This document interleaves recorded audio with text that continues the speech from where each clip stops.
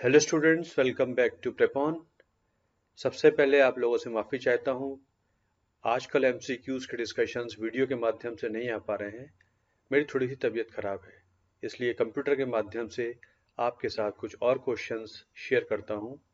आज हमारा ये लेक्चर 27 है, जिसमें हम पंचायत और शेड्यूल्ड एरियाज पे क्वेश्चंस डिस्कस करेंगे।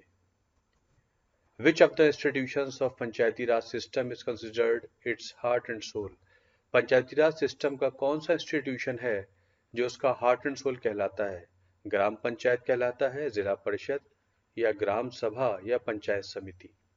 तो देखिए, पंचायती राज सिस्टम का सबसे जो कोर होता है, सबसे इम्पोर्टेंट बॉडी होती है, वो ग्राम सभा होती है। Gram sabha is considered as the most important body of panchayati raj system, hence gram sabha is called heart and soul of the panchayati raj system.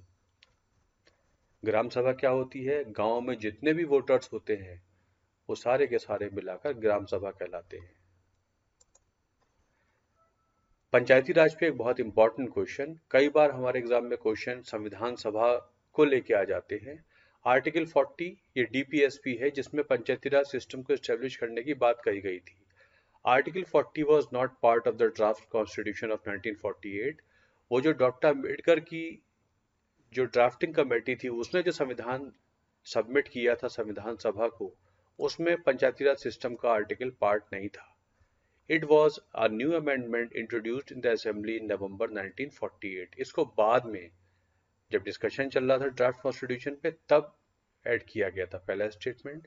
The assembly seemed to be in consensus over the inclusion of article in the draft constitution. और जब ये आया discussion के लिए, तो इसका कोई भी विशेष अपोजिशन नहीं हुआ था। सभी लगभग कॉन्सेंसस में थे कि हाँ, इसको ले लिया जाए। तो इनमें से क्या सही है? दोनों ही सही हैं। डॉक्टर अम्बेडकर का ड्राफ्टिंग कमेटी बनी थी 29 अगस्त 1947 को। 6-7 महीने लगे थे ड्राफ्ट कॉन्स्टिट्यूशन बनाने में। उसके बाद वो डिस्कशन शुरू होता है 1948 नवंबर में। तब इसको आर्टिकल 31 कैपिटल ए के तौर पे ऐड किया गया था। और जब संविधान लागू हो गया, जब संविधान फाइनल हुआ, तब इसको आर्टिकल 40 बोल दिया गया। तो पहला सही है, और सभी मेंबर्स इस पे कॉन्सेंसस में थे, सभी राजी थे कि हाँ, ऐसा होना चाहिए। तो इसका आंसर सी हो जाता है। The mid term dissolution of panchayat leads to a fresh 5-year term for the newly elected panchayat. अगर मान लीजिए पंचायत 5 साल के लिए चुनी गई है, और अगर बीच में उसे भंग करना पड़ जाता है, तो फिर जो पंचायत नई बनेगी उसको फिर अगले 5 साल मिलेंगे। पहला statement, elections to panchayat shall be completed as early as possible after its dissolution. और जब पंचायत का टर्म खत्म हो जाएगा, तो जब डिसॉल्व हो जाएगी, तो जितनी जल्दी हो सके इलेक्शन करा देने चाहिए। तो देखिए, लोकसभा विधानसभा में तो ऐसा होता है कि अगर 2 साल बाद लोकसभा को भंग करना पड़ गया, तो जो नई लोकसभा बनेगी उसे फ्रेश 5 साल मिलेंगे। पंचायत में ऐसा नहीं है। अगर पंचायत 5 साल के लिए बनी है, और अगर 3 साल बाद पहली वाली पंचायत डिसॉल्व होती है, तो अगली पंचायत को बचे हुए 2 ही साल मिलेंगे, पूरे के पूरे नए 5 साल नहीं मिलेंगे। तो ये गलत हो जाता है। और पंचायत के डिसॉल्व होने के जो अवधि है, उसके बाद अगर वो अवधि 6 महीने से कम बची हुई है, तो इलेक्शन कराना जरूरी नहीं होगा। इसलिए दोनों ही गलत हो जाते हैं कि डिसोल्यूशन के बाद इलेक्शन जल्दी जल्दी हो जाना चाहिए, ऐसा जरूरी नहीं है। अगर 6 महीने से कम बचे हैं तो जरूरी नहीं होता है। तो दोनों ही गलत हो जाते हैं। Right to vote and right to contest in an election to a panchayat are constitutional rights. Panchayat के इलेक्शंस की बात करें तो वहां वोट देना और कंटेस्ट करना एक संवैधानिक अधिकार के तौर पे है।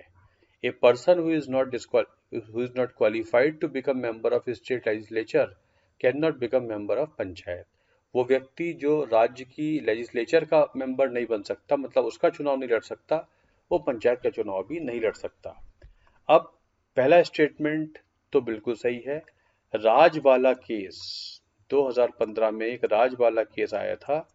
राजबाला केस, इस राजबाला केस में सुप्रीम कोर्ट ने कहा था कि आर्टिकल 326 में right to vote is a constitutional right.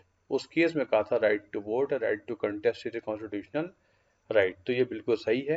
Rajbala case 2014 Haryana से संबंधित एक केस है, 2016-2015 का राजबाला केस। तो ये सही है। और ये गलत है, ये बात तो सही है कि जो व्यक्ति विधानसभा विधान परिषद का मेंबर बन सकता है वो पंचायत का मेंबर ही बन सकता है।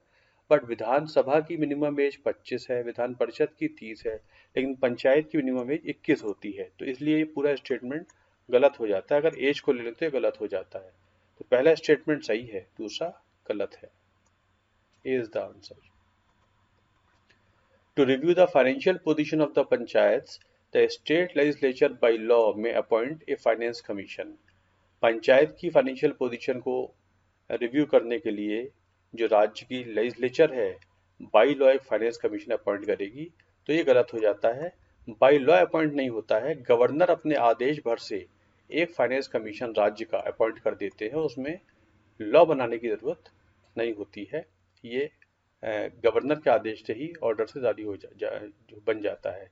The commission so constitute shall determine its own procedure. ये बात सही है, कमीशन जब बन जाएगा तो अपना प्रोसीजर खुद ही तय कर लेगा। तो सेकंड सही है, पहला सही।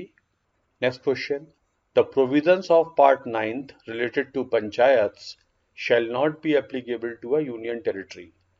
जो पंचायत के प्रोविजंस पार्ट 9th के हैं वो सिर्फ राज्यों के लिए हैं, यूनियन टेरिटरी के लिए नहीं है। दूसरा statement, governor of a state में modify application of such provisions to a union territory by a public notification. तो दोनों स्टेटमेंट गलत हो जाते हैं, क्योंकि आर्टिकल 243L देखें आप, अगर पार्ट 9th में जाएंगे, आर्टिकल 243L देखेंगे तो वहाँ लिखा हुआ है कि ये यूनियन टेरिटरी को एप्लीकेबल हो सकते हैं, और ऐसा करने के लिए राष्ट्रपति मॉडिफाई करेंगे, गवर्नर मॉडिफाई नहीं करेंगे। ये गवर्नर नहीं है, राष्ट्रपति ऑफ में modify application of such provisions to a union territory by a public notification. दोनों स्टेटमेंट गलत हो जाते हैं। D is the answer. ये एप्लीकेबल हो सकते हैं और राष्ट्रपति प्रेसिडेंट ऑफ इंडिया में मॉडिफाई सच एप्लीकेशन। तो D is the answer. A scheduled area in a state is mandated by as mandated by Schedule 5 of the Constitution is declared by। संविधान के शेड्यूल 5, शेड्यूल 6 शेड्यूल्ड ट्राइब्स और scheduled area से संबंधित होते हैं। अब किसी राज्य में ट्राइबल्स रहते हैं तो उसको हम शेड्यूल्ड एरिया घोषित कर सकते हैं। तो ये डिक्लेयर कौन करेगा? It is declared by the president. Schedule 5 पढ़ेंगे तो ये राष्ट्रपति का अधिकार है कि राष्ट्रपति किसी राज्य में जहाँ शेड्यूल्ड ट्राइब्स रहते हैं उसे शेड्यूल्ड एरिया घोषित कर सकते हैं। Tribes advisory council constituted under the provisions of Schedule 5 of the Constitution has advisory function, legislative function, judicial functions on tribal matters। अब एक जो शेड्यूल्ड एरियाज में जिस राज्य में शेड्यूल्ड एरियाज बनाए गए हैं, राष्ट्रपति ने घोषित किए हैं, वहां पर एक ट्राइब्स एडवाइजरी काउंसिल भी बनाई जाएगी। अब ये जो टीएसी बनती है शेड्यूल 5 में, इसके पास कौन कौन से फंक्शन है?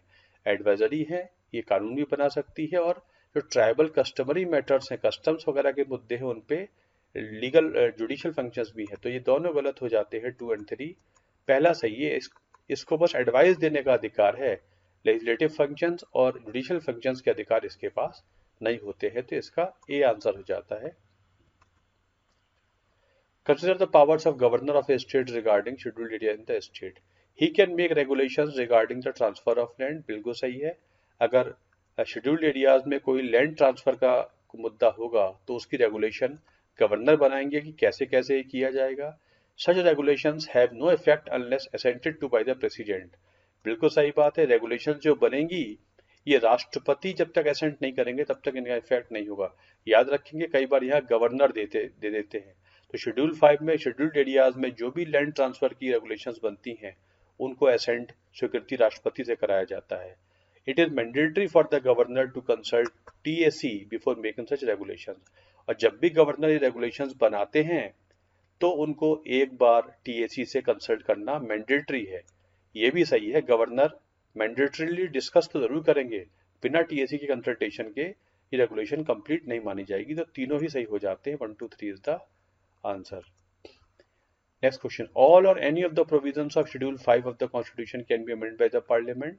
शेड्यूल 5 के कुछ और सारे के सारे प्रोविजंस पार्लियामेंट अमेंड कर सकता है। बिल्कुल सही है।